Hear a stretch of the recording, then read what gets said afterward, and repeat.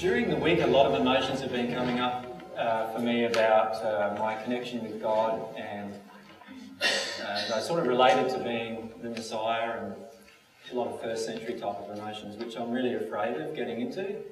And because I'm pretty afraid of getting into them, I shut myself down quite a lot this week, and as a result of that, I get sick instantly. As soon as I shut myself down, I get sick instantly, pretty much nowadays. And so I started getting sick about Wednesday-ish, and I started trying to deal with the fear firstly, and I've had quite a few fear-based events since then, but I've still not dealt with the fear, so the blockage is still there, which means that the sickness hasn't gone away. So it's going to continue, I should, from now on until I get over the fear and into the emotions. Usually I've had this happen quite frequently at times over the last 5 or 6 years, where I've had different events occur and taken some time to get out of the blocking of the event and into the actual, like, feeling the blockages and releasing the blockages, and then eventually get into the core emotion. And you've probably found the same in some of your progression, for those of you who are beginning to progress on the emotional path. So the key is to not judge yourself very much, which I've had a terrible tendency to do in the past, not so much now. And probably the majority of you have found at times you've had a tendency to judge yourself and not get into your emotions. So my suggestion is to just allow the emotions to come up naturally. And that's what I'm trying to do firstly with my fears. So today you'll notice at times that I'll be quite shaky, and I'll be shaking physically because I'm still working through some fear and terror about some things. And you will also notice that my voice will sometimes fail, which is part of it. And I've got some fairly bad blockages across my chest today. So I find it a bit difficult to breathe, sort of a bit asthmatic today, which has been the first time I've had that feeling for a long time. So that tells me that I've got an interesting few weeks coming up. All of that. And usually what I find is it might take a few weeks to a month for me to work through, if I work through them solidly, those emotions. It might take me a few weeks to a month to work through them. So hopefully by the next time I see you, I'll be feeling good again. At the moment, not feeling too good. That all being said, the subject that I'd like to talk to you today about is a really important subject for your own progression. It's the subject of longing for God's truth, which is really prayer for God's truth. And prayer for God's truth is one of the most essential things, because it's the truth that actually sets you free. But it's not your truth that sets you free. It's God's truth that sets you free. Does that make sense to everyone? And so there is a huge difference between what is your personal truth and what God actually feels about you and what God knows about you. And in the end, what we need to do is start getting ourselves away from what we feel about ourselves in terms of what we believe ourselves to be, and get ourselves into this state of actually coming to know how God sees us and beginning to see ourselves the same way that God sees us. Now, as you can imagine, that process is quite difficult, because God has this huge universal view of everything, including this huge universal long-term view about yourself. So he knows exactly what you're capable of, right down to the most powerful thing you'll ever do. And he knows exactly what you're capable of, right down to the most negative and evil thing you might contemplate. God knows all those things and everything in between about you. But often we don't want to know them about ourselves. And so what we do, and what the majority of us has done all of our lives, is we've developed this fictitious viewpoint of ourselves. And anything that triggers or anything that confronts that fictitious viewpoint of ourselves, we don't want to see. And so what we finish up doing is spending a lot of our life avoiding truth and avoiding our law of attraction in order to not see the things that are actually going on inside us. Just turn this down a little. So what we need to do is get out of this state of this fictitious viewpoint of ourselves and get into this state of seeing ourselves very clearly. But that is very, very difficult right at the start of this progression that you're entering into. Now, the transition between seeing yourself as you wish to see yourself and starting to see yourself as God sees you and actually enjoying it rather than avoiding it is the transition that we make from the second to the third sphere of our development in the spirit world. So, up until then, in the second sphere of the spirit world, we're making the transition from the first to the second sphere is all about actually learning to see love differently.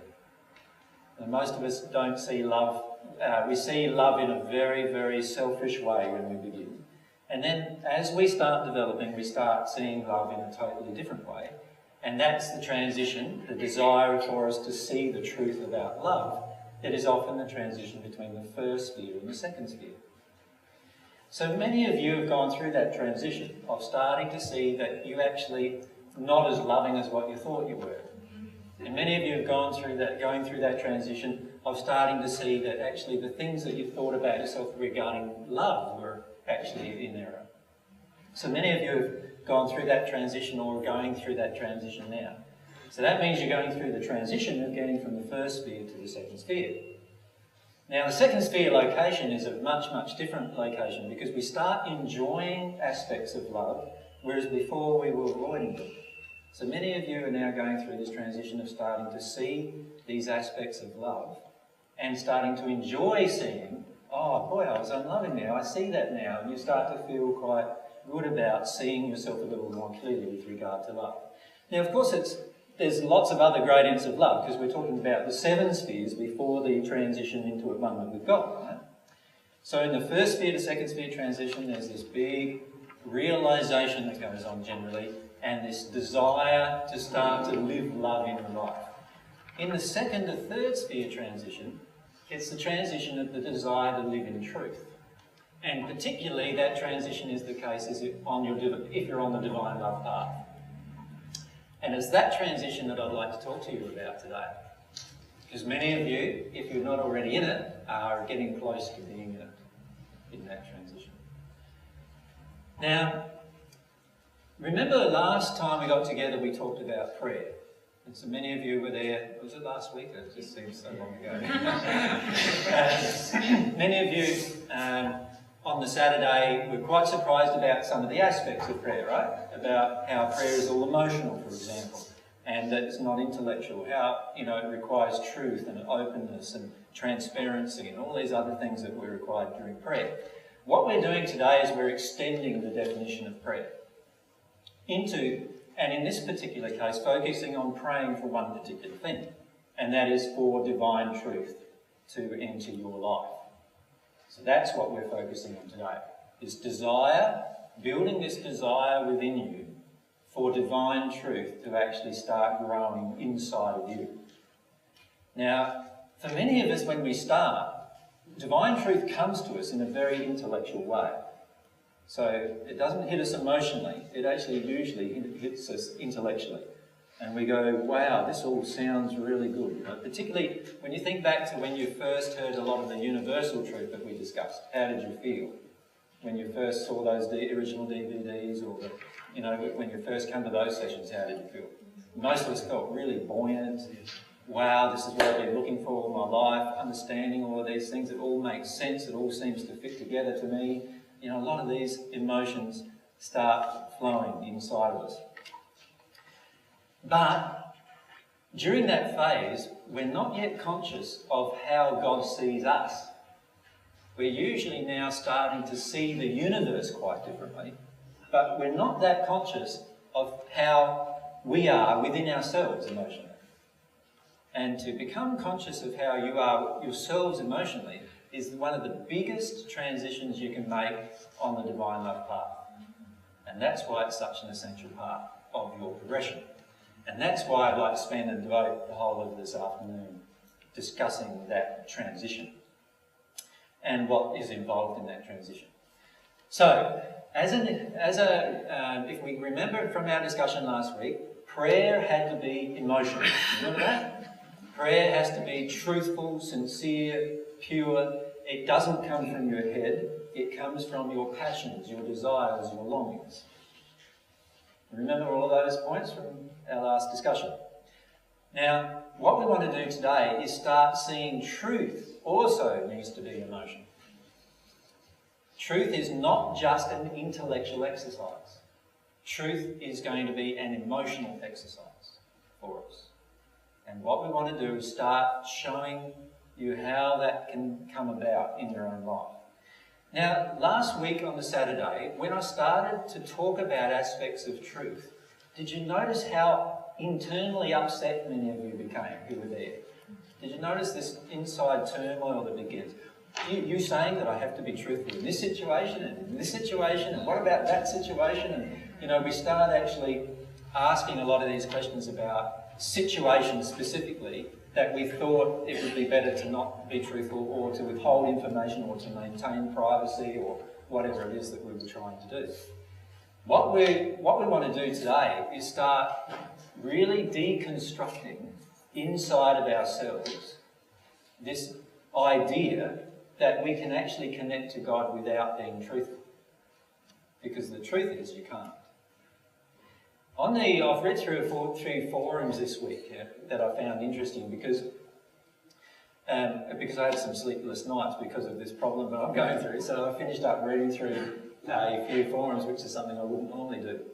And many of those people that are on the divine love path were saying that they could receive divine love without actually acknowledging divine truth, without knowing more truth. And I want to say that that's an impossibility, actually. It's an impossibility. There has to be, if you're receiving divine love, there has to be some new truth that you've also just grasped. Because without the truth, divine love cannot flow into you. Because remember, the Holy Spirit, the Holy Spirit is that physical connection between God and you through which the divine love can flow into your soul. And that connection, that physical connection, can't connect unless you're in truth. So there has to be some new truth that you've just got for that connection and the divine love to flow at that particular instant. Does that make sense? Without that, it's impossible for divine love to continue to flow.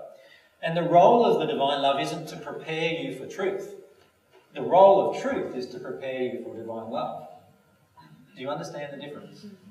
So you can think of it like this. The divine love is not something that you're going to receive if you want to stay out of harmony with truth. So remember, we've got God, God's soul. So that's God. Everyone see that? It's pretty light. And then we've got our soul, just for a moment, which is our emotions, passions, desires, intentions. They're really the key four things that our soul are. There are obviously many other attributes. Remember, the connection between our soul and God's soul was the Holy Spirit. Remember, I described that the reason why it's called the Holy Spirit is because it's the only energy that God has that is used for the transmission of love, divine love, from God to you. So it is God's method of actually getting divine love into your soul, like a pipe that you get connected with. And remember, I've said in the past that the pipe, only it can connect when we are in truth. So that's the whole principle. The pipe can only connect. You can think of it like the truth is like a gate valve, if you like, or a tap. When you open it, when you actually turn on the truth, then divine love flows. If you turn off the truth, then divine love stops. So, truth is really, in the end, what prepares your soul for divine love to enter it. Can you see that? Truth is the thing that prepares your soul for divine love, this love from God. Remember, divine love is the love from God. And it's the truth that prepares your soul for the reception of divine love. So, when divine love stops flowing within me, or if I've felt myself that it's never flowed within me, It is because there is some truths that I'm not yet accepting. Now these truths, there are literally hundreds of thousands of truths that we can accept. In fact, I feel that the truth is actually infinite. So there are literally billions and billions of truths that we can accept. But there are specific truths that affect the flowing of love. And one primary specific truth is that God is an entity and God exists. That's a basic truth. Now, if I don't believe God is an entity, but rather I believe God is a force, or a conglomeration, or a conglomerate numbers of entities, or the universe itself, I will never be able to receive divine love in that state of belief. Now, when I say that state of belief, I'm not talking about the state of belief that exists within my head.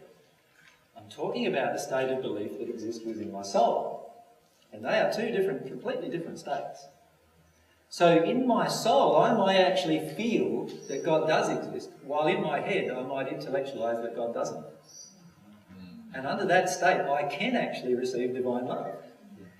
Do you understand? Because it's my soul, which is the real me, which is the connection with God. So in my head, I might be thinking, no, God doesn't exist, no, God doesn't exist. In my heart, I might be feeling, oh, I feel God does exist, but trying to suppress that emotion. But it's that emotion that's connecting with God. So therefore, it's that emotion that drives whether we receive love or not what's going on in my head. Now, the same applies with all other truths. Quite often, our head has one set of beliefs, and our emotional state has a completely different set of beliefs. And this is why many people in all religious paths receive divine love, and many people who are not on religious paths receive divine love. Because in their head they're believing one thing, but in their heart they're believing something that's quite different. Now what we want to do is start activating the heart in a conscious way, rather than in an unconscious way. Does that make sense? In other words, we want to start receiving divine love and know what we're doing. Because if you know what you're doing, you can receive it faster and with more accuracy, and often understand the principles and processes involved. And that's the whole point of our discussions. So that we understand the principles that are involved in how I'm receiving divine love. So I may be going along, for example, to a Christian Pentecostal type church, and then I have these amazing, wonderful experiences now and then, and I feel like I'm connected to God at that moment, right? But I don't know why that happened.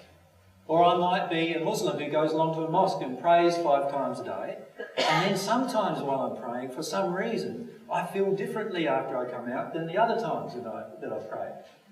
So I want to know what's going on. What's the difference between those states?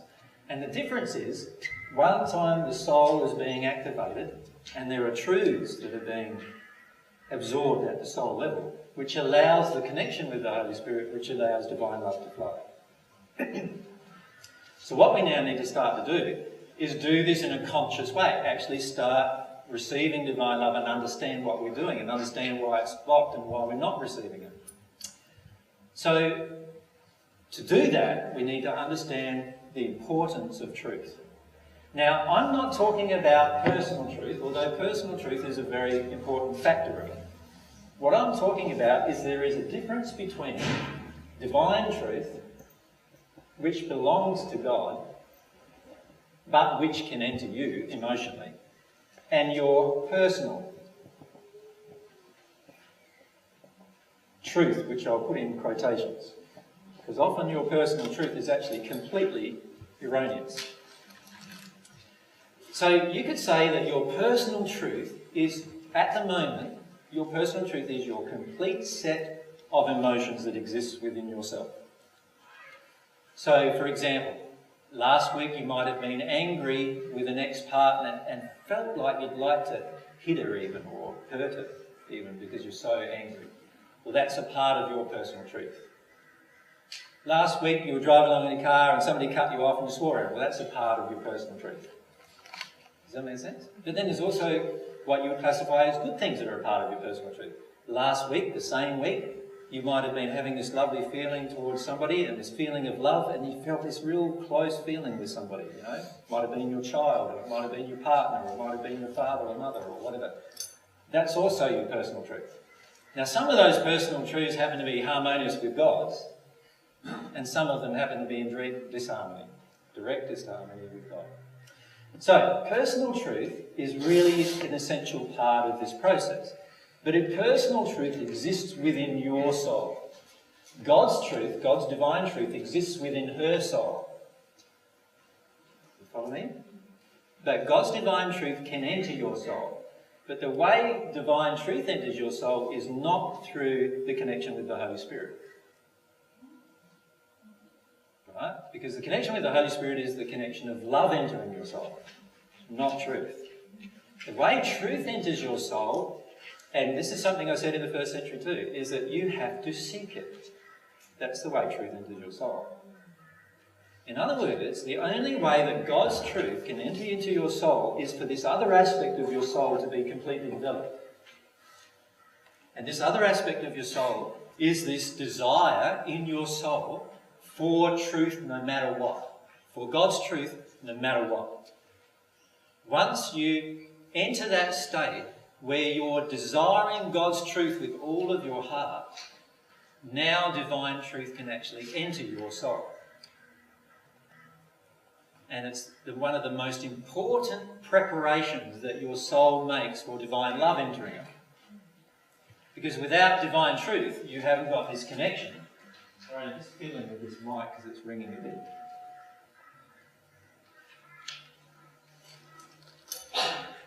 Without divine truth, you haven't got this connection. So, if you could think of this whole exercise today, if you like, and it's going to be, in fact, an exercise that you use the rest of your entire existence, is an exercise of actually learning to bring your personal truth into harmony with God's truth. And one of the best things you could ever pray for, and remember, prayer is a longing, a passionate longing directed towards God. So in other words, it's an emotionally passionate longing directed from you towards God for something, and in this case, for divine truth to enter your soul. That's when you have a seeking attitude. That's when you're seeking. So from God's perspective, when you're seeking is when you're having all of your heart focused on actually wanting God's truth to enter you. God's truth about you as well as about the universe to enter you. Now, the aspects that we usually find easy and interesting are God's truth about the universe. You can see why, can't you? Because you've got no emotional attachment, necessarily, to many of those truths. Some of them you have emotional attachment to. So you might have a belief, for instance, in the old form of reincarnation, for example. So that's an emotional error within. So when you hear that particular truth, you're going to have some resistance to that. But most of the time, our hearing universal truth, hearing truth outside of ourselves, is a really fascinating and joyful experience. We feel really attracted to it, right? But when it comes to somebody telling me some personal things about myself that I've never wanted to see all my life, now, how do I feel? That's a totally different kettle of fish, isn't it? That's a totally different situation. In most cases, we resist that truth with as much vigour as we possibly can manage. And usually that means getting angry and upset and all sorts of things with the person who brought us that truth. Now, if we're seeking God's truth, we won't have that way won't be in us. In other words, if you get to a point, and you'll get to this point when you make the transition between the second and the third sphere, where you will feel this passionate desire and longing within you all the time to find out what the truth is about yourself, no matter how bad it's going to look, and no matter how bad you're going to look in front of everyone else. And that's the transition between the second and the third sphere. That all people who make the transition on the divine love path have to go through. So if you want to be on the divine love path, you have to go through this transition. And people then say, well, what about free will? I thought I could do anything with my free will. Well, you can do anything with your free will, but God has made one path to God. And the path goes through this doorway of truth. So you could think of the start of the path to God, if you like, There's a doorway about natural love that you've got to step through. And the next doorway after that is a doorway about truth that you've got to step through. And then your path is going to lead you along some other roads, of course, and up to eventually the state of wonder. I sort of come to a bit of an essence of truth over the last week. If we can just use a mic so that we can capture some of this. And I'd just like to mention, like, one of the things that changed my mind about it was when you're talking about free will, I thought, well, if I'm holding on to this truth, then I'm actually holding that person's free will in my own hands. Exactly. And I feel like that's worse than, only just expressing my own free will, but I'm causing someone to make decisions on falseness. That's it. So when you start actually, and we'll go through some of the qualities of divine truth as we go through this chat, and one of them is that. One of them is that you'll get to a point where you realise that when you're withholding truth from others, you're actually now placing their lives in your hands to an extent. Now, by the time you get to the third sphere, you're not going to want to do that ever again. And even though at the beginning I didn't really feel obligated because it's something that happened before I met this person, but then I started to begin, okay, well, if they actually knew this information, then perhaps they wouldn't actually want to know me. And perhaps they might make different decisions. That's exactly why I felt like I needed to tell them, because they probably wasn't want to deal with me if they knew that. Exactly. And when you think about it too from a personal, emotional perspective, anything that you're holding on to emotionally that you're not being open about with another person, that is also harming you, because it means that you're trying to actually control that particular part of you in the interaction with them. And any attempt to control any part of you in interaction with another person means you're not being yourself with that person. So, for example, if the only way that true closeness is created between a couple is for each one of those couple to know exactly what they feel about each other, exactly what they feel, in every situation. Now, if you can imagine that state being a third sphere state, and then ask yourself about your own relationship. Does your partner know absolutely everything about you, how you feel about attractiveness, sexually, what you've done sexually, and all of those? Do they know all of those things about you? Not because they demand it of you, but because you want to give that to them. Does that make sense? Now, when you get to the third sphere condition, you will want to do that. I'd call that a life inventory of your life, given to your partner. You'll want to do that, for sure.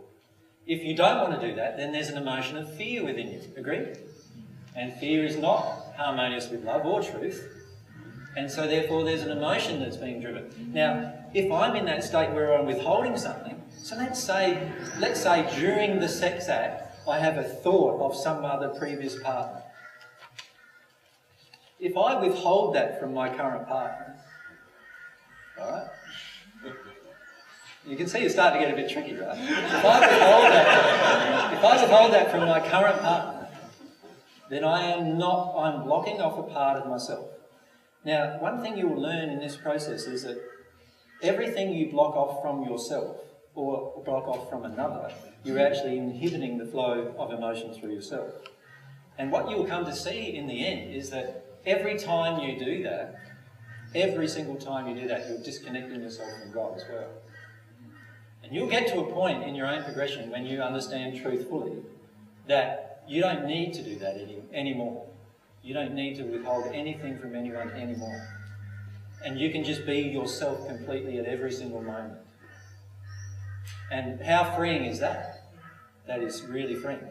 Also, we often hold on to these things, and yet they are not as big as what we believe them to be. So, for instance, in the example I just gave where you're making love to your partner, you have a thought of a previous partner, often we'll have such big feelings of shame. Oh, what was that about? Oh, and we'll go through this terrible internal turmoil, which will influence our sexual relationship with our current partner. And yet, the only reason why that thought might have come to us was because that particular partner had a certain emotional injury that was complementary to an emotional injury within me, that if I allowed myself to speak of it, I would find it there and then and release it. And then never think of that person again. Do you know what I mean? So quite often that's what could happen. But we often don't think that. We think, if I tell my partner, she's going to be really upset. She's going to be really angry. What might happen to my relationship? And we go down this other road, right? Which is the road of maintaining deceit with each other, which is the road of maintaining falsehood. In other words, I'm holding on to my personal truth, but actually, the problem is that it's also keeping me stagnant. Just wait for the microphone. You need to hold it right up close to. Couldn't you create an emotional injury in that partner? No, you already are creating emotional injury to that partner. This is what we don't understand. Whenever you withhold truth from someone at the soul level, their soul knows that you're withholding. There's a feeling, and many of you know this already, right, in your own interactions. You know when your partner's holding back something from you, do you not? Doesn't that cause damage? Right? What causes connection is you being totally open and truthful. That's what causes connection. This is one of the basic misunderstandings on this planet. The basic misunderstanding is I can hurt someone with truth. That is not ever true. You can never hurt someone with truth. The way you hurt someone is by withholding truth or lying. That's how you hurt people. And it's the error leaving the person that hurts them, not the truth entering them. And most of us believe it's the truth entering them that hurts them. But the truth is that it's the error leaving that hurts you. If this error was never within you, then it would never have hurt you to hear the truth. And that's something we don't understand either. We'll talk about that in a minute. Tim? Wait for Mike. I just wanted to say also that in making the decision to hold back the truth is the whole reason why we're here at the moment anyway. Is because from when we were young, we did have these pure feelings of love and awareness of certain things, but it's all the information that got held from us through other people's fears and errors that brought us to believe those falsities as well and carry out that same system. So exactly. So many of us have become addicted to falsehood. We've become addicted to it because it prevents certain emotions from being experienced that we don't want to experience. So what we do is we've become so addicted to maintaining a lie with everyone just so that everyone doesn't have to feel emotions. But what God wants is us to live in complete truth from God's perspective. So that is going to mean that we're going to need to, at some point in the future, understand all the truth about myself. All the truth. Everyone around me will know that I'm being completely and 100% truthful at all times at some point in their future as well. They will understand that. Josh?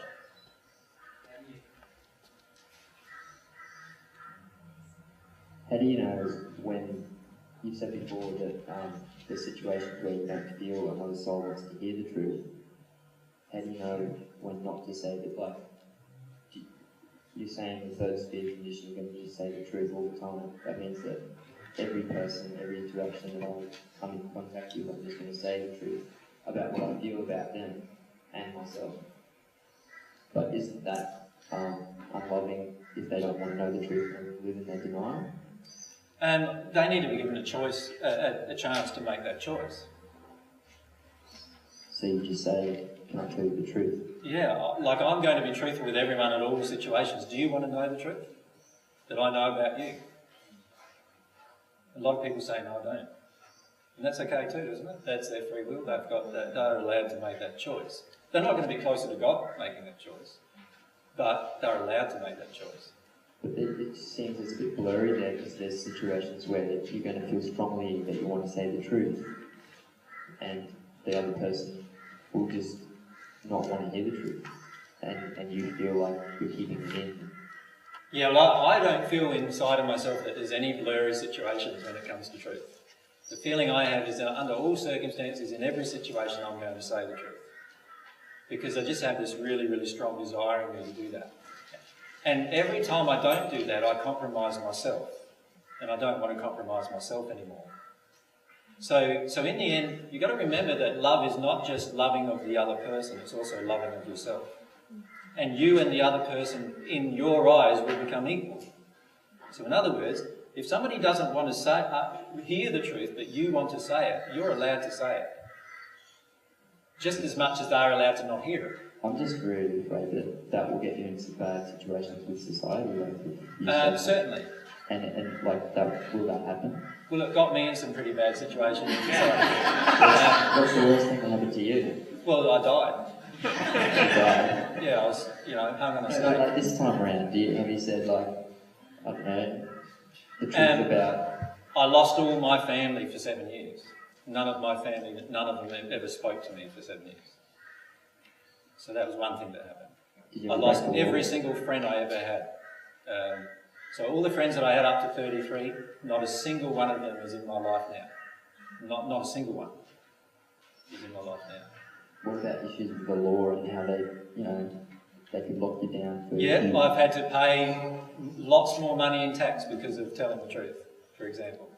I had one property sell one day too late for me to actually include it in a different taxation scheme, and I had to pay $60,000 just by me not... The accountant wanted me to falsify the day of sale to 1 day earlier, and I refused to do that because I wouldn't have been truthful. And it cost me 60 grand to do that. So if we left today and just said the truth constantly every moment, we're going to end up crying 4 hours a day? Is it just going to happen? Well, what will happen is that this is the beauty of truth, is the truth opens your soul. So emotions, all of your, like, what do you think I felt when I had to pay 60 grand just because I didn't have the right date on a settlement contract? What do you think I felt? I had no money at the time. So what do you think I felt? Right? So I felt quite triggered, right? And there was lots of emotions I had to do with how unfair is this, like about taxation and all sorts of issues, just because I had to stay in truth. And you'll find if you stay in truth, 100% of the time there will just be so many emotions that come up as a result. And it will be beautiful for you because every one of those emotions is what's preventing you from staying in truth. Yeah. Just, I haven't studied the Bible, but did you talk about you can't serve two masters? Yes, I did. So for me, say for example, using the taxation thing, I don't believe that tax money is necessarily used towards purposes of divine love and truth. Yep. Therefore, if I'm contributing to that,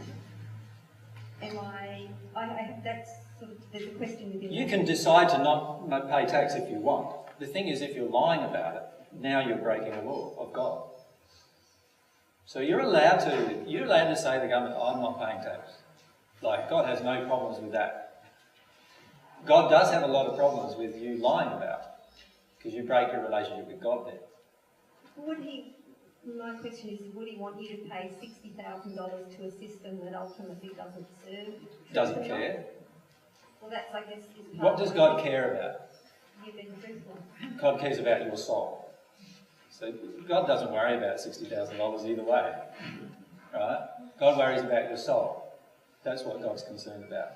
You see, this is where we often want to compromise truth. You see, what we have is we have these financial investments in actually not telling the truth.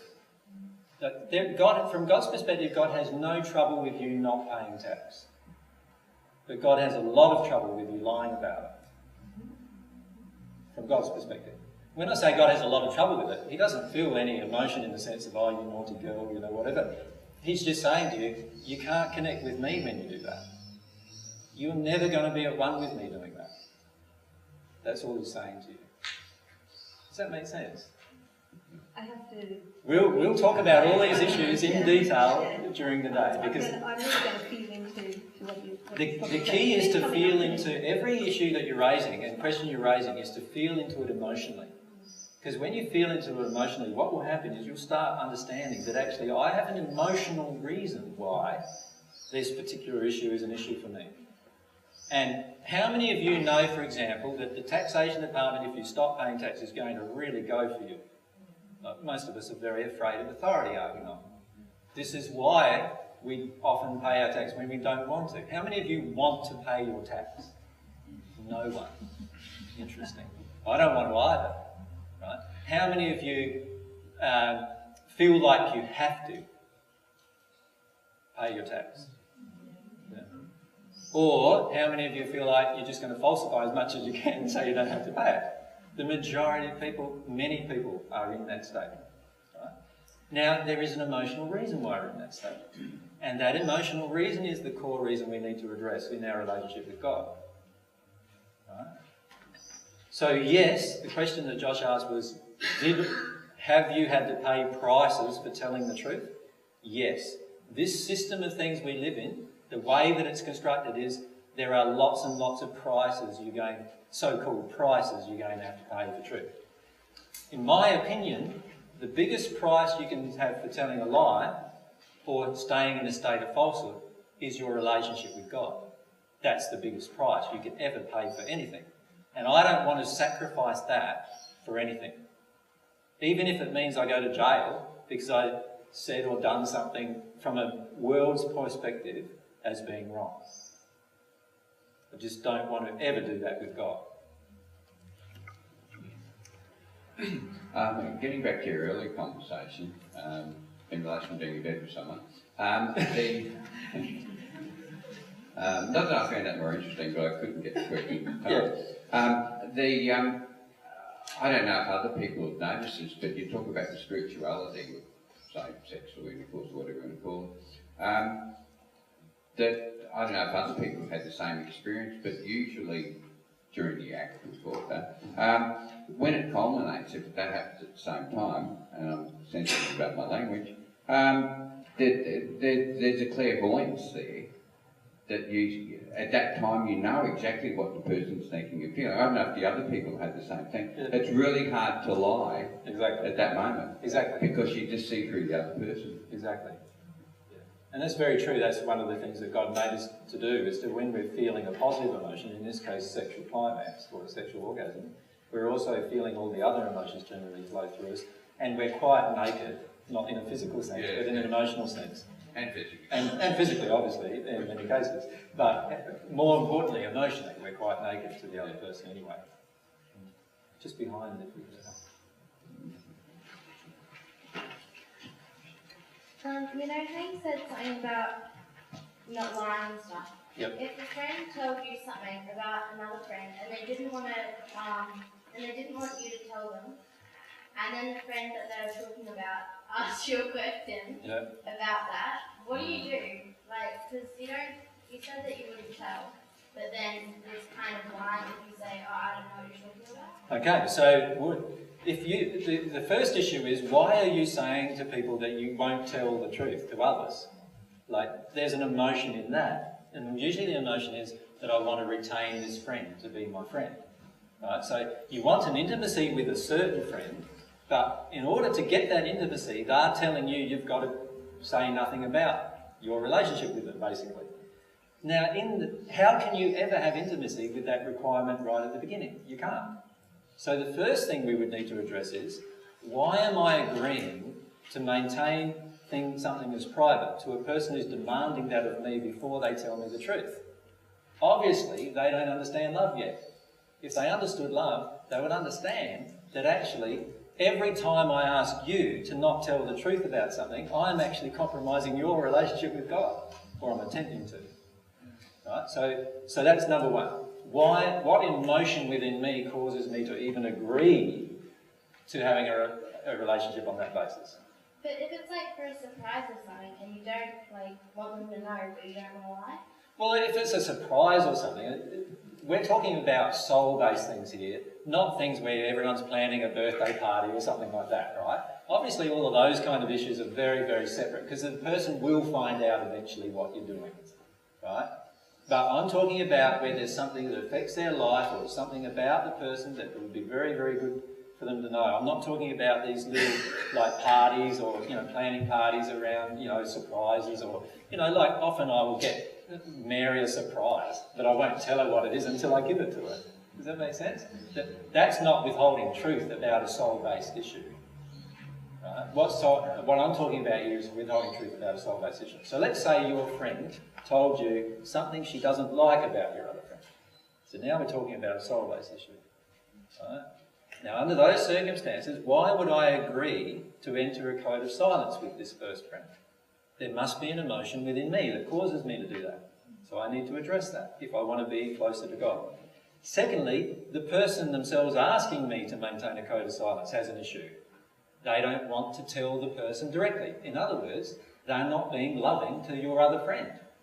So they're not practicing love. If they were practicing love and they were upset with your other friend, they would go straight to your other friend and say, look, I'm actually upset with you because of whatever it is. Does that make sense? So if they find out about it eventually, then it's okay?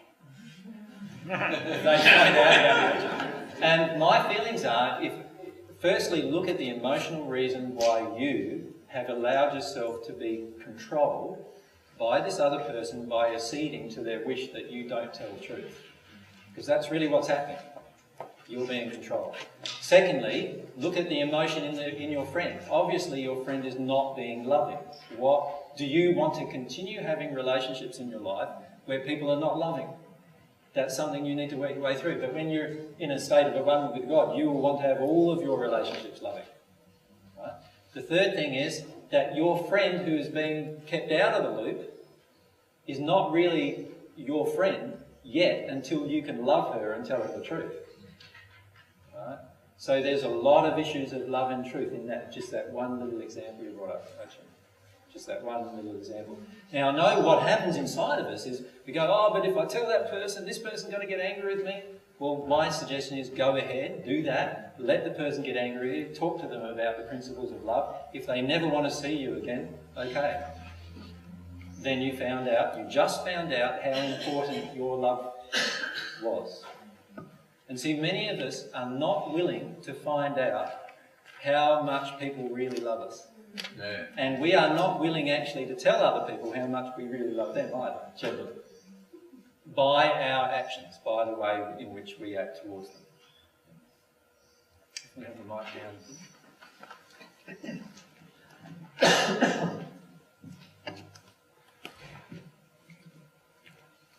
AJ, how do you deal with situations where people don't tell you the truth and you know that because you can feel the alignment?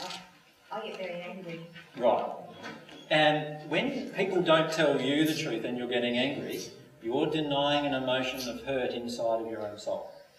So the first thing is to go through that anger. So, you use that anger. So you might go out and punch some bag or beat with the hose or whatever, and really, yell and curse or whatever about the actual issue. But allow that to actually open up this pathway into your grief about it and grieve the situation.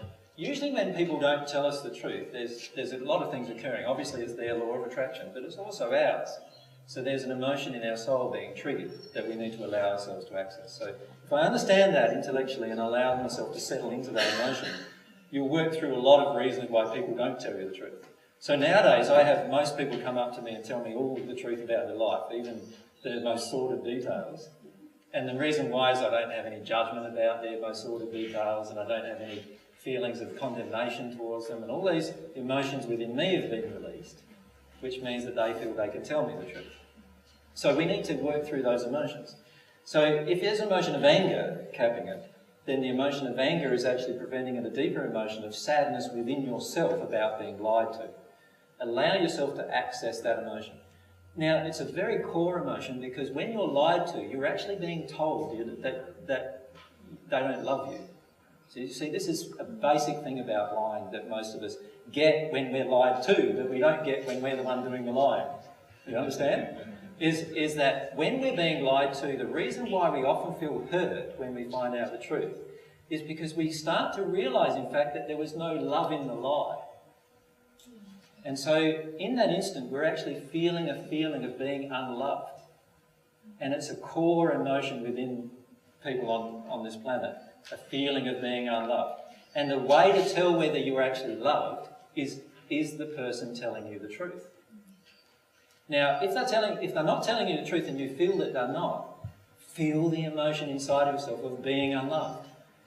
Allow yourself to work through that emotion. When you work through that emotion, you will find that you will probably have a break in this relationship with that person unless the person goes through a process of actually working out why they lied. When they do that, they get into a state of repentance, and you will probably also easily get into a state of forgiveness. But I'm saying, even if they're not like that, you still need to forgive. But go into the emotion inside of yourself that's triggered. The emotion inside of yourself will always be related to it being a lack of love. Because in the case of truth not being told to me, the person is very, very definitely saying to me that they don't love me. Right?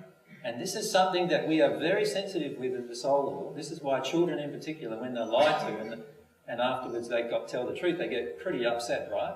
Because they're very, very sensitive. But what happens is as we grow up, we become more desensitised to actually lies and withholding the truth and so forth. And so we learn to live in this environment where lies become commonplace. But many of us still have that soul thing going on, and we're quite hurt at the soul level whenever we're lied to. So let yourself feel that unloving. It is an unloved feeling inside of yourself. Is it okay to say to the person, I know that you're lying to me, why are you lying? Yeah, say that you feel that you're lying to them.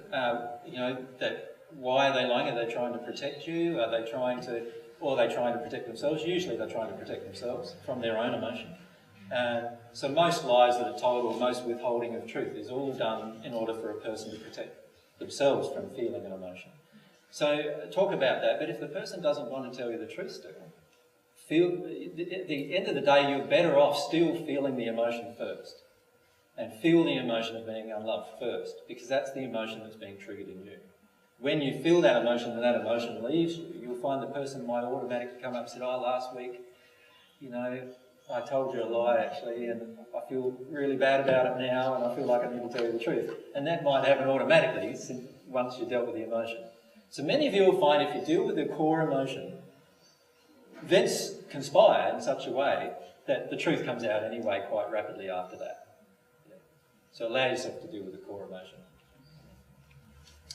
Now what I would like to do for the moment is I want to interview my lovely lady. So Mary can join me up here. The reason why I want to interview her is Mary's gone through a lot of stuff about truth quite recently.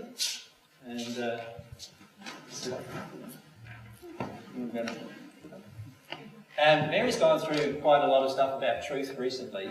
And what I wanted to do is for Mary to share with you the whole process she's been through over the last year and a half about truth. Because there's been many aspects to it that she's found, and I feel that many of you will connect quite strongly to some of the stages, if you like, of opening up to divine truth. Can I just say something? That's it on? Yep, I'll just turn it up. Which one are you? Just keep talking. Hello. Hello. I just wanted to say isn't my soulmate really awesome?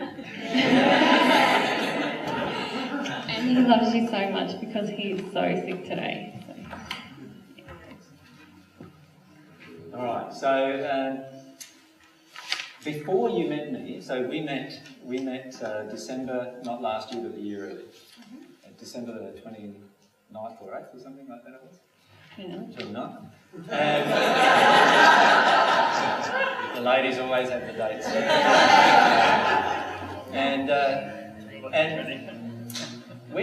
before you met me, how did you view yourself with regard to truth? Like, did you feel you were a truthful person? Did you feel you were open and honest with people around you? What did you feel? I felt that I had a high regard for truth, and that I told the truth most of the time. I would have said all of the time. I would have said I don't lie, and I would have said that I appreciate others telling me the truth. And in fact, my mother will tell you, well, she probably won't tell you, but she would say to me that you used to get so upset, Mary, if I said that the dog ran away but actually he died, and you found out later. It was always a huge deal for me. So I thought I was very truthful and loved truth.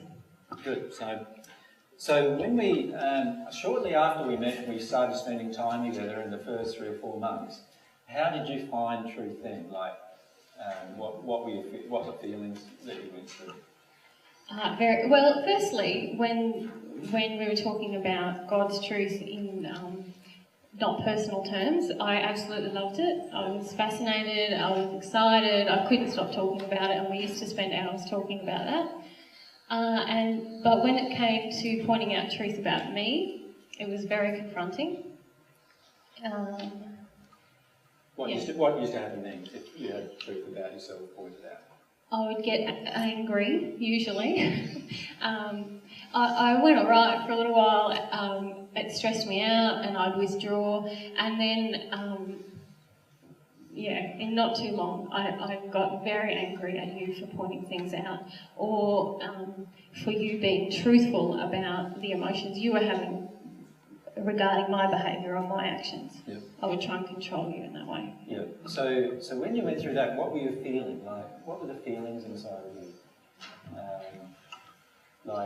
Were you feeling that this was a truth issue, or were you feeling that I was just a bastard, or what were you No.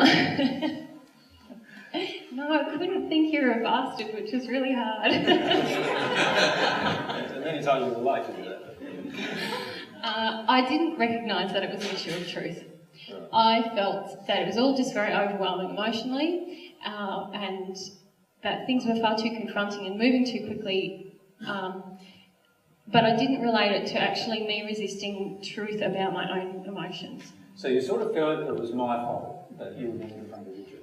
Or you felt I was being too intense? Or... Yeah, emotionally that's definitely what I felt. In my head I was telling myself lots of other stories, but really I was blaming you for bringing me truth. What were the stories you were telling yourself in your head?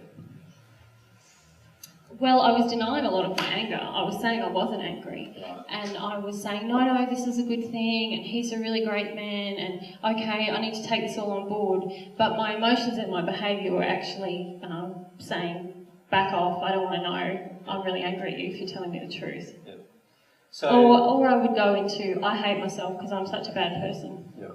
So then we got to a stage where it was starting to get really intense emotionally for you. And what were you feeling towards me then in terms of truth? In terms of you telling the truth? And in terms of even our relationship then, you were starting to feel... I started to feel very shut down towards you. Yeah. And I told myself I didn't have any feelings for you, I couldn't possibly, and actually that I wanted to get away from you. Yeah. So then we spent 3 months apart. And during that time, what were you feeling about truth?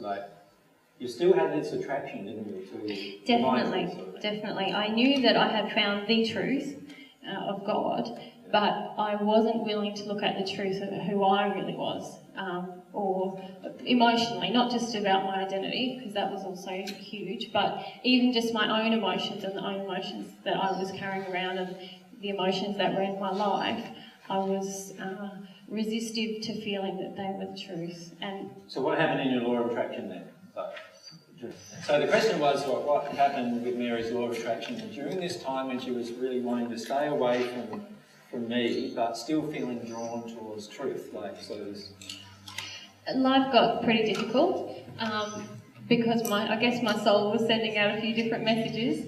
My law of attraction got pretty intense, and but because I wanted to shut down what my truth was, how I was feeling emotionally, I got really to quite a desperate sort of a feeling inside of me. I sort of felt a bit suicidal for the first time in my life because there was such a stark contrast between where I felt I wanted to go and where I was letting myself go emotionally in terms of what was truly happening inside of me. And were your emotions flowing during that time? No, not at all. I went through this period of not being able to cry at all.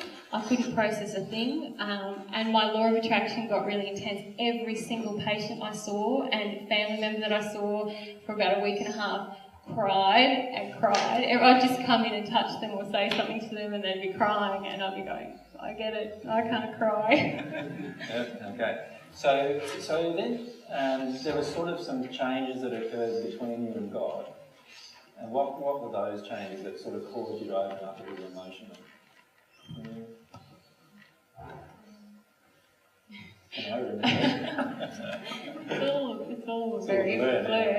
Well, I guess I reached a point where the contrast was so great. I felt like I can't keep going on like this. So didn't you, for a period of time, decide to live in the truth of the fact that you were not going to do the truth? Oh, yes. Yeah. I went through that phase where nothing that AJ says is true. I'm just going to live the life, sort of the truth I had before. The truth that my family believed, the role I always had with my friends, my family, and That's right. And it was all, I needed to just move on with my life and get on with it. Right. That's when the pain really kicked in. So when you went into that place of full denial of truth, Yeah. something had obviously before then happened in your soul would open you up to truth, and so now you were starting to feel quite a lot of pain. Yeah, and that's when I went through this awful period then of feeling, okay, I found the truth, but I can't live in it because it's too big and it's too intense and too hard. Yeah, I'm not strong enough to be in the truth, but I know what the truth is, and that's pretty bad. Yeah. Okay, so that period lasted for quite a few weeks. Yep. And then you sort of had a breakthrough with God. And I don't know if you remember that. I remember a lot.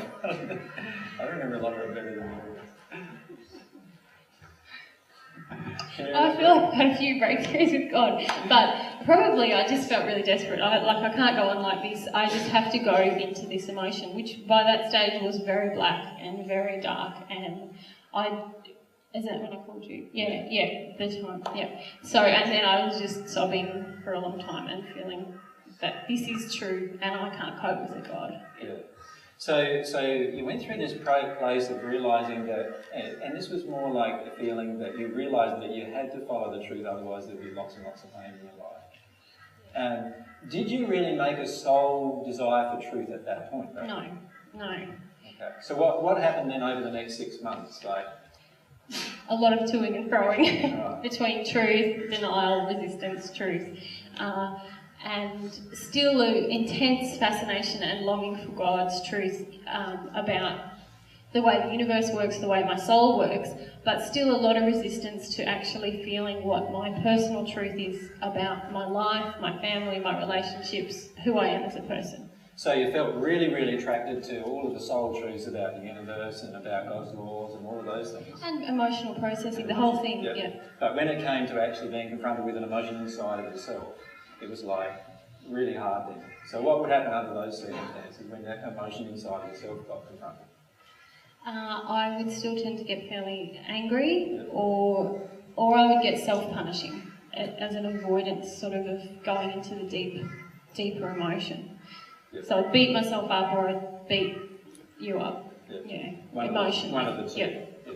In order to stop yourself from getting to the truth. Now, a few months ago, you sort of got exhausted with that process as well. So can you describe some of the emotions you were feeling to everyone about how that eventually exhausted you as well, how you got into that state of exhaustion, of resisting all the time? Yeah. Well, I wasn't really progressing. I wasn't clearing things. My law of attraction was such that there was a lot of conflict happening, I suppose because that's what was happening inside of me, with yourself, with my family, with my friends. There was a lot of, I think I dealt with something and it would reoccur. I was tired of trying to keep an even keel in my life, because that's what I was doing in all of my relationships and within myself. I'll deal with this, but then I'll try and make everything else okay. So there was quite a few blockage emotions then that you were working through in terms of still wanting the truth in your heart, but not being able to live it in your life. Yeah, because one of my big emotions has been about self-protection and making everyone else happy around me. So if I felt like everyone was happy around me, I felt very safe, and so a lot of my behaviour for a long time had been related to being a nice girl, a good girl, someone who looked after everyone else. Yep. So I would say I want truth, I want to live in it, and then a big emotion about that would get confronted and I would struggle. Yep. Now, you said at the beginning that you felt yourself to be a really sort of moral, truthful person. By this stage, what were you starting to feel about yourself? Pretty bad about myself, and feeling it had been a bit of... Well, actually, I just felt more confused about myself. I still had the story running in my head that I'm a nice, good girl, and taking on a lot of the conflict with my family. Oh, it's my fault because I haven't been a nice, good girl. So then I was starting to feel kind of, oh, maybe I'm actually an awful person, and getting into these very self-punishing emotions. Right. And during this phase of trying to face up with the truth, what was happening with the family? Like, what was going on there? a lot of conflict, and because I had this emotion that this is all my fault, that's what I was attracting from them as well. So they were basically saying it's your fault that you were saying all these things are not true, it's your fault. You ruined our family. You ruined us, yeah. Okay. Now what caused you to change from actually, so at this point you would still say that you were still really in a way resisting truth, like in your heart truth wasn't a joyful thing, it was a painful thing all the time. So what caused this transition between truth being a painful thing and truth being a joyful thing?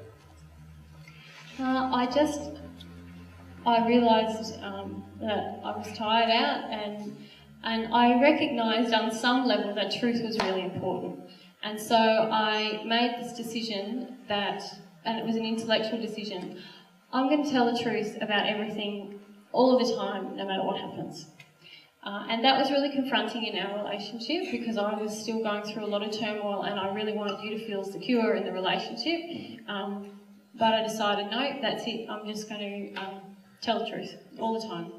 And so I launched into that, and I prayed a lot about knowing what God's truth was about me, which was a big thing, because then I found out. Okay. Yeah.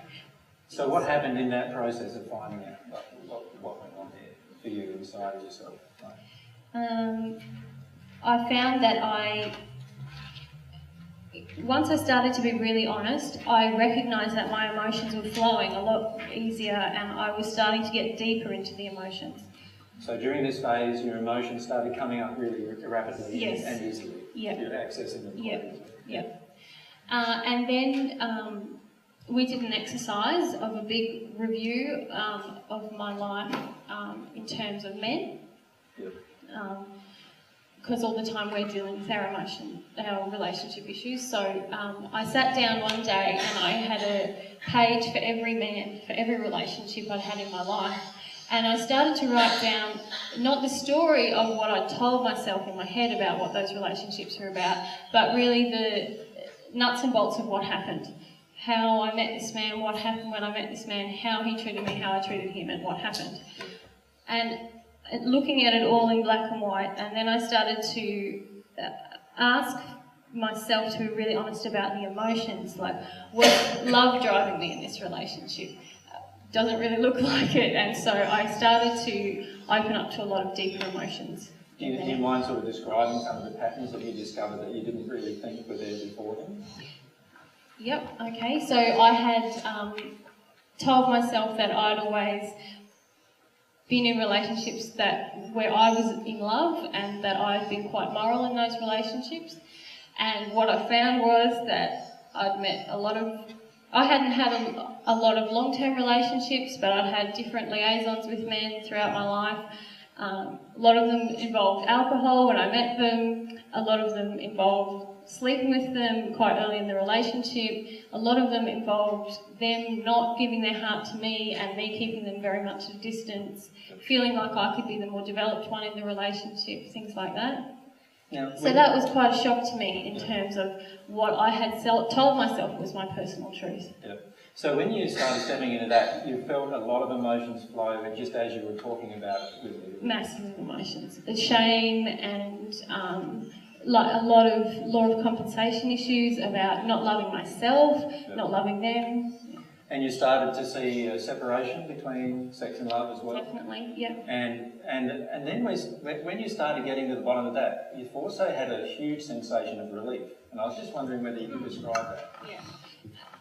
Yeah, it was like my soul was doing a little jig, like you finally facing truth inside of you, and I could just feel how all of these emotions were leaving me. I could feel the patterns that I'd had in my relationships leaving me. That finally my soul was saying, finally, the mental thing about love and sex that I'd always had running, it was finally coming together in my soul. Yeah. And I had this really emotional experience of really emotionally realising that when my soul is in truth, it's ready to receive divine love. Before then, I'm just blocking it at every turn. Yeah. But when I can see myself in terms of how God sees me, or at least be in my truth of my emotions, I'm so much more receptive. So before then, you were sort of viewing all of these problems as really, really large problems, weren't you? Like how was I ever going to resolve any of these issues because they're really, really large? What were you feeling now after you had these experiences? What were you feeling how big the problems were then? Well, they were leaving me really quickly. I was feeling connected to you in a way that I've never felt connected, whereas before I'd been so afraid to really go down into the deep, dark depths of all of this man stuff, because I felt, well, what if I'm a really bad person and then we can't be together or any of that? The converse happened in that I just felt a deep connection with you, and I felt that finally things were righting themselves in my soul, that they were leaving me quickly. Yeah. So before then you were feeling really stark for a fair long period of time, and now within a space of days, things were leaving quite rapidly and working through things quite rapidly, feeling really different. And so a lot of emotions were leaving you really rapidly now.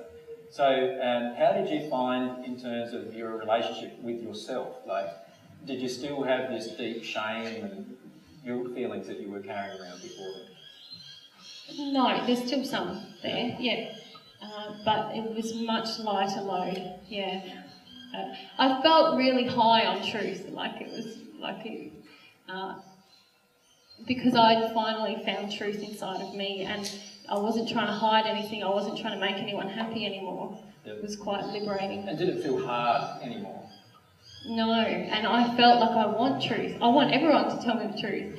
And before, because I'd had all of my pleasing emotions, I didn't want to say the truth to others because maybe that would upset them. And also I didn't want to hear it from them because that would definitely upset me. And now I felt a lot freer in my interactions with other people just to say exactly how I felt and to hear exactly how they felt. Yeah.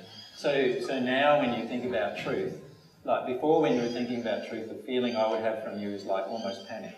Like this feeling of terrible... What am I going to find in there? What am I going to find? How bad, dark, whatever it's going to be. Now when you think about truth, what do you feel about it now? Really excited. Yeah. So I suppose what we've been trying to do is just illustrate this transition that occurs if you're willing to face all of these things truthfully.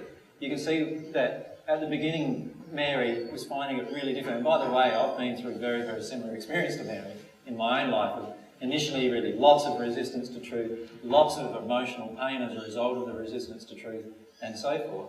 Working through these emotions and actually allowing yourself to see the things that you were totally ashamed of and totally, all these different things. And ironically, when you do that, there's this huge relief.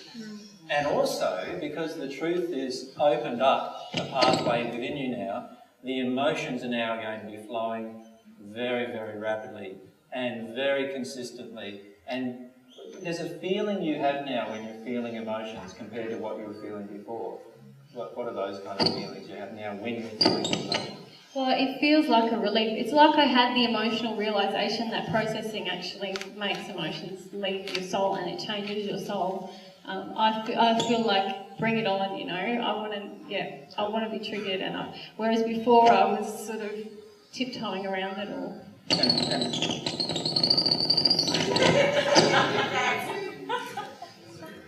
We got rats in my cable. And so you also, you sometimes mention that while you're feeling emotion, that's when you feel the emotion real now. Definitely. So it's like, you feel like your authentic self. Yeah.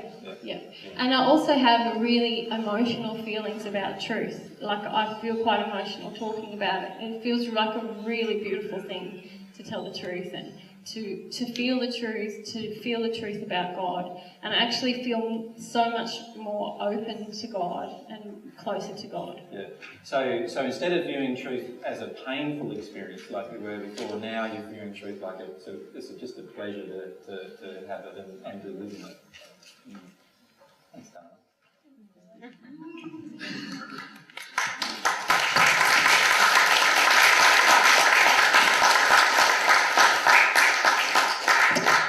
Now, the reason why I wanted Mary to describe that for you is that she's obviously recently gone through those experiences, so they're fairly alive in her mind and in her feelings still. And I wanted to connect with you on a number of levels and help you understand what kind of emotions you would go through once you make this transition of actually wanting to not feel truth in your life into this transition of just absolutely loving the truth in your life. Now, when you get to this state of absolutely loving truth in your life, that's when you are really praying or longing for divine truth from God. Until that point, you are not really longing for God's truth to enter you. In other words, you're not really praying for truth. What you're doing is praying to avoid truth. Because remember, it's the emotional state of your soul that causes God's soul to respond. So when you're in this state of desiring to avoid truth in your life, what you're actually doing is praying to God, please keep truth away from me. That's really what you're doing.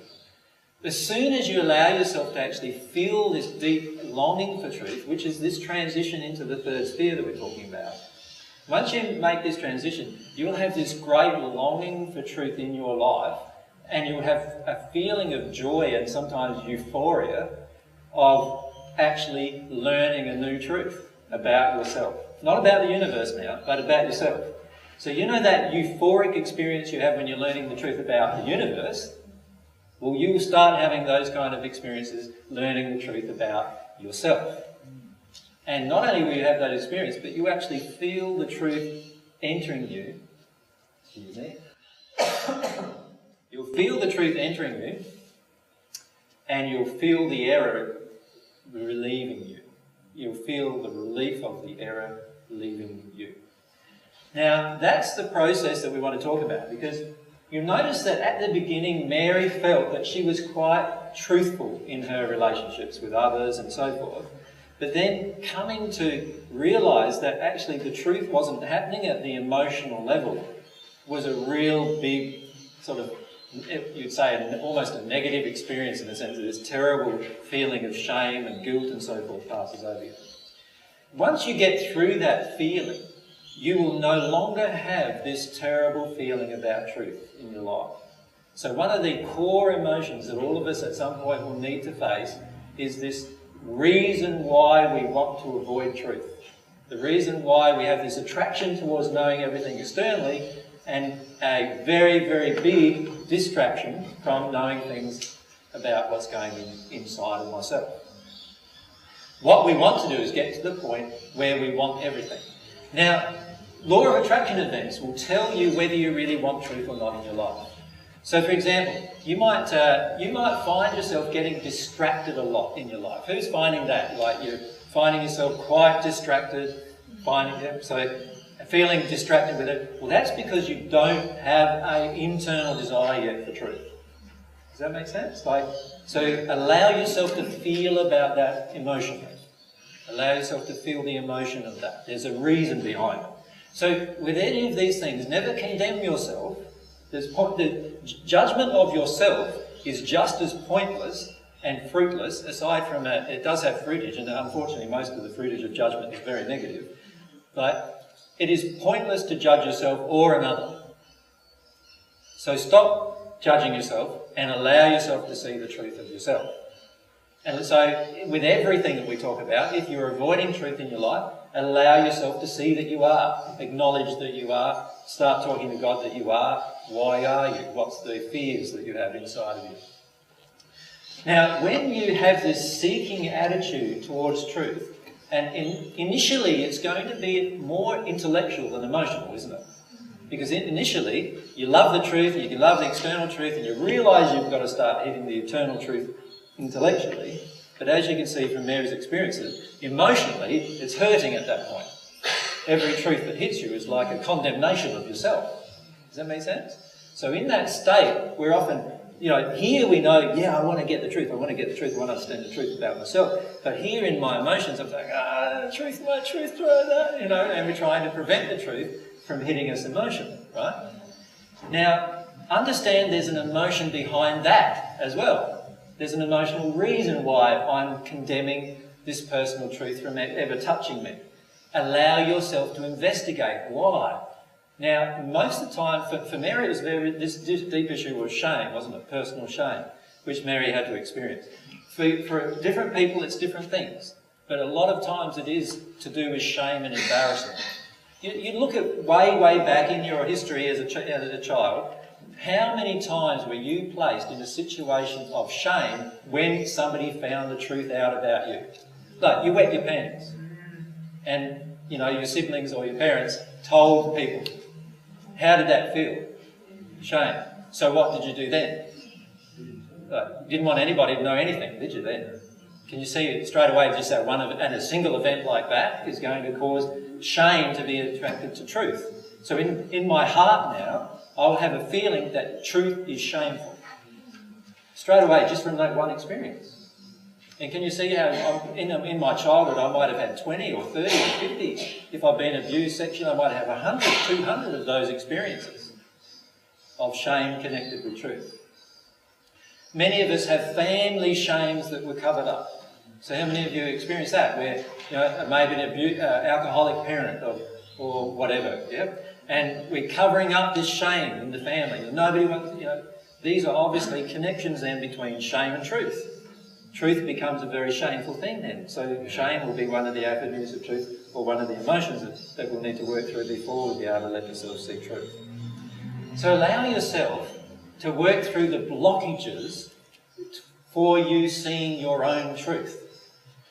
Now, when you do that, divine truth about you can enter you. But if you refuse, if you block that still, if you keep those blockages there, you're actually placing a barrier. There is actually, energetically, emotionally, there is this force-filled barrier around you. And to be frank with you, when I'm speaking with you, I can feel it so strongly when people come up to me and say, "Oh, could you tell me the truth about this?" And I'm actually feeling quite the opposite emotion in many cases from you. What I'm feeling is you do not want to know the truth about that particular event at all. Because there's like this force-filled barrier around you of not wanting to be emotionally triggered about what that truth is going to open in you.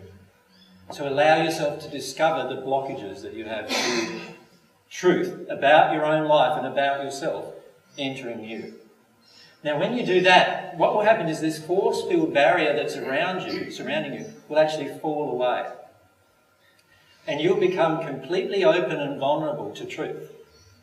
Now, initially, that's going to be a very scary prospect. Can you understand why? Like, that means that every single person in my life is going to find out about who I really am.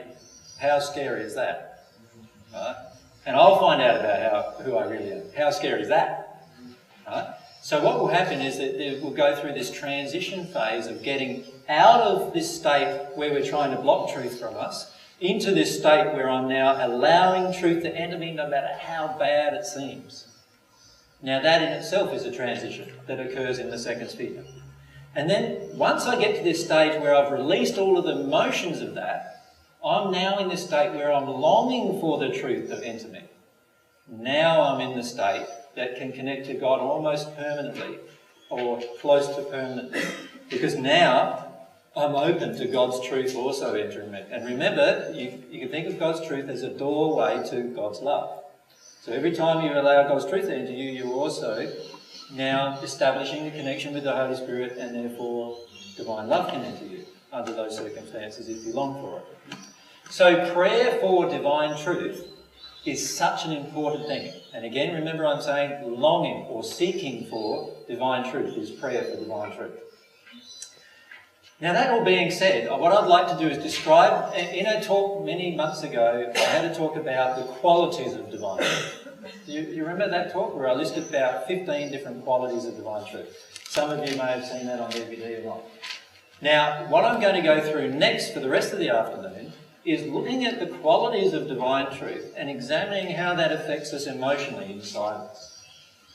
So in other words, what we're doing is we're starting to look at, all right, what's one of the qualities of divine truth, and how does this quality affect me firstly intellectually, but then how does this quality eventually going to affect me emotionally? How am I going to feel about it inside of me once I have these realizations and once I can see what's going on with the divine truth and the relationship between divine truth and my own truth? So that's why I've listed, under the section Reminders of Divine Truth, I've listed many of those qualities of divine truth one by one. So you've got that in your outline.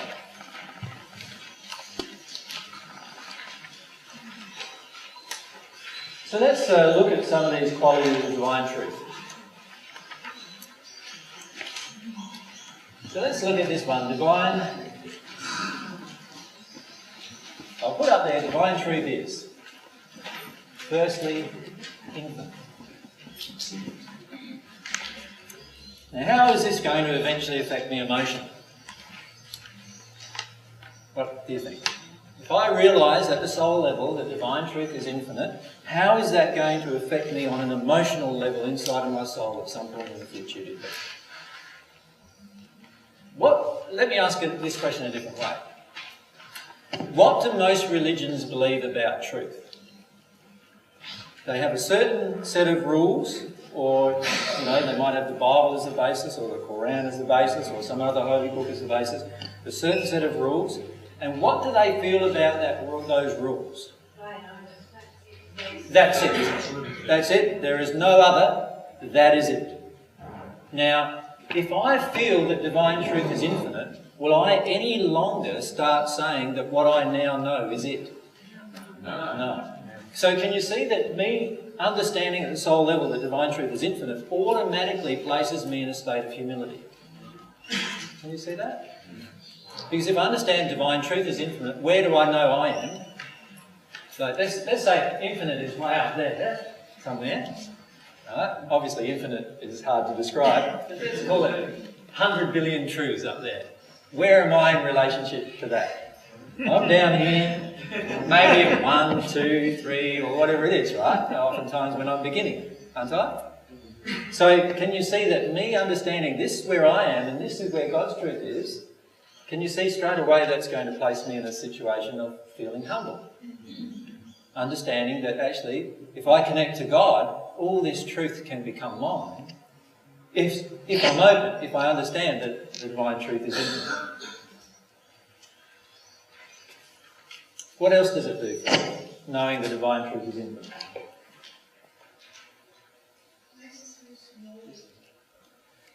Sorry? Well, yeah, I don't feel that myself. It makes me feel humble, but not small.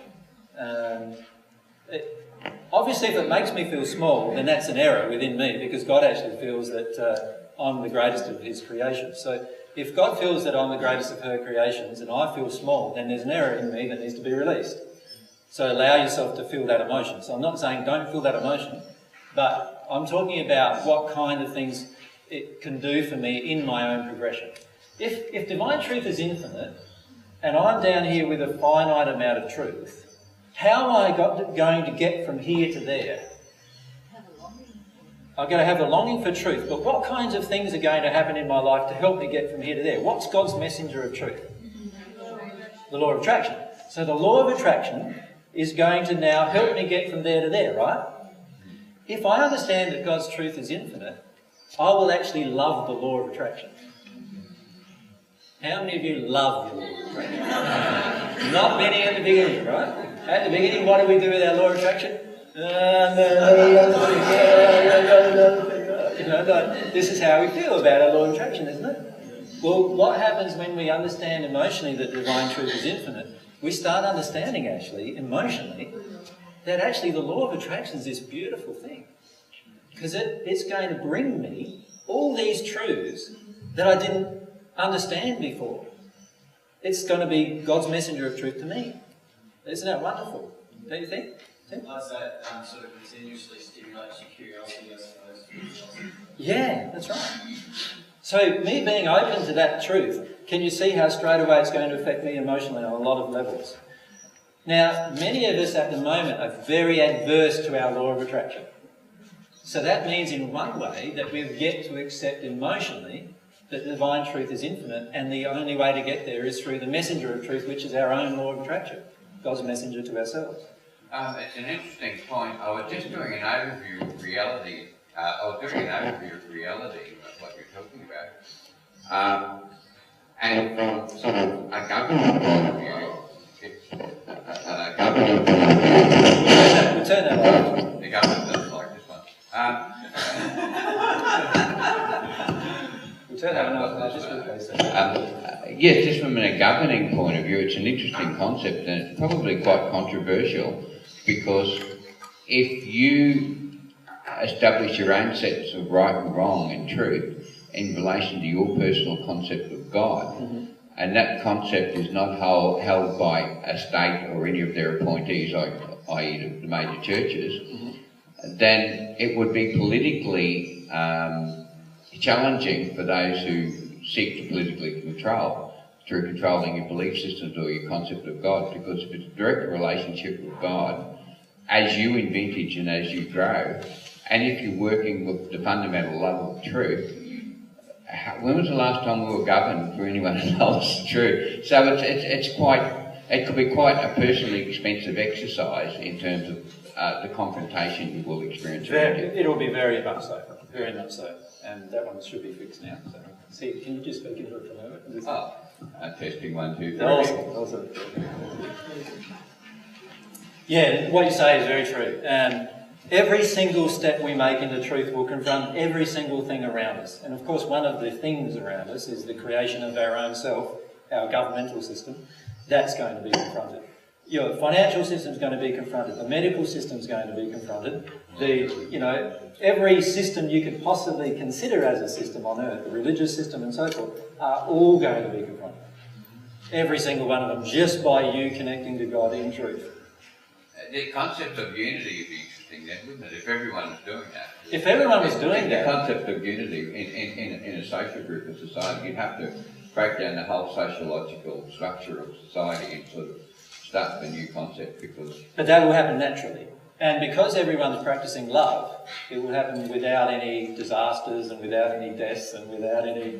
Do you know what I mean? Who's going to conduct the orchestra where you get everyone to play his game? It'll be a lot of fun. Yeah, and this is the thing, is that in the spirit world, in the higher spheres, this is what happens. Everyone does come together based on desire and based on their true emotions.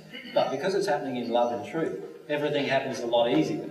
And this is like last week we talked about the idea of a divine love community, right? And one of the beauties of having a divine love community and developing it in a way that is harmonious with love under all circumstances, even during the formulation of it, means that all of you at some point involved in it are going to be confronted emotionally about emotions that you're now holding on to in the real world, because you think, oh, this is the real world and I've got to live in the real world and I've got to do what the real world says. So the beauty of truth is it exposes all of those things as well. All of those things. So don't be afraid of the truth in your life. Don't be afraid of what it's going to accomplish, because it's going to accomplish the most beautiful transformation of your soul. At the moment, you just don't believe it, many of you yet, right? And that's fine, but at some point in the future, when you make that transition into the third sphere, you will understand how beautiful the truth is. And it's just an amazing thing that leads you to every other universal thing you could ever learn. Is all based around it, right? Okay, getting back to this topic, soon after watching the DVDs, before it even met you, I think, my experience was that the reorientation just opened everything up, and I could feel that what you were saying was complete. There was nothing that wasn't there. There was much more that could be said. Yeah. But there was no limit to this. So I began to experience what this showed me was that there was no limit to the growth of my own soul. Yeah. I could just keep progressing, and strangely enough, I could see like how small I was perhaps, but I also felt that I was much more comfortable with where I was, with this view of everything ahead of me. Yeah. So it helped a great deal. It's a lovely, secure place in a way, isn't it? It is, yes. Because what's happening inside of us is that most of us feel this deep feeling inside of us before we ever see the truth. Most of us have sought the truth for much of our life, right? And we've been having this deep seeking emotion, but never really getting, like every truth that we came against, we usually got pretty enthused about, then we found some holes with it. We go, oh no, we feel that feeling of disappointment, then we go on to another truth, we found some holes in that, oh no, another feeling of disappointment. And then after a while we start feeling, there's probably no truth, and then we start taking on these sort of new age viewpoints of, oh, there's your truth and there's my truth, and we start going along with that, but that never really feels satisfying to the soul either. And so we get into this state where we start getting really, really disappointed with our search for truth.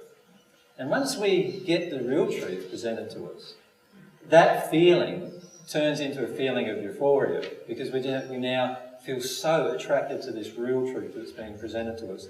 And there's a reason for that, and that is that God made our soul to resonate with her truth.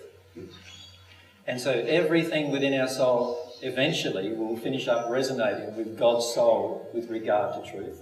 And that will be a progressive state, obviously, because God's soul is infinite and God's truths are infinite. And as I'm progressing towards God, I'm becoming more and more infinite in my capacity to understand God's truth as well. But the beauty of it is that now I don't have this terrible feeling of loss and emptiness and this terrible feeling that my life's pointless and all those other emotions that all come along with the emotion of not understanding what the truth is. And so the truth has this beautiful ability to open up everything within myself. Yeah. And I think also the tendency to attempt to assess where you were, and obviously you're going to feel uncomfortable in doing that. Yeah. The fact that ultimately you can't ever do that meant that you could just settle back into what was actually going on. Exactly. Just live that. Instead of trying to measure where you are now. Well, the way I look at it is, if progression to truth and love is infinite, then I'm in babyland, right? Because infinite is pretty large, right? I'm in babyland, right? And in 100 years' time, I'm still going to be in babyland. And in fact, probably in 1,000 years' time, I'm still going to be in babyland, compared to the infinite truth that God has. Now, once you settle into that, you stop finishing up trying to compare yourself with everyone around you, and comparing yourself with yourself a lot of times as well. So it has that ability, the understanding inside of itself that the truth is infinite, has this ability of actually calming you and causing you to settle in a state of peace. And so when that emotion enters you, you'll feel that peace come to you because of understanding it emotionally. Now, intellectually, it causes a lot of different things than that. So if it's not yet an emotion in you, intellectually you go, oh boy, that means the rest of my life I'll still be looking for truth and I'll never find out what that is. And you have a lot of these intellectual things going on that trigger certain emotions in error within you that need to be released. Until I have this transition emotionally, and when I have this transition emotionally about truth being infinite, then all of that starts to disappear.